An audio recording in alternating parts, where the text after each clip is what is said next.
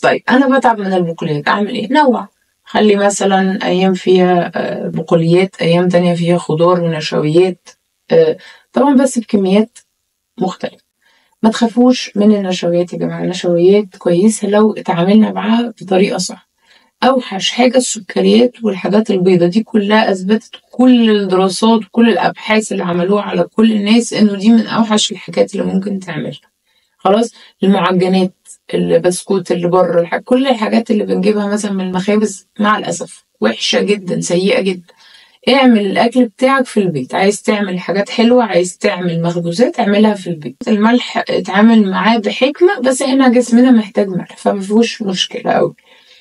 بقية النشويات صحية يا جماعة، صحية، ما تخافوش من النشويات. الناس مرعوبة من النشويات، يعني زمان كنا مرعوبين من الدهون، ابتدت الحتة دي تتعالج وابتدت الناس تخاف من أنا مش هاكل نشويات. ليه؟ انت جسمك محتاج طاقة، هتجيبها منين؟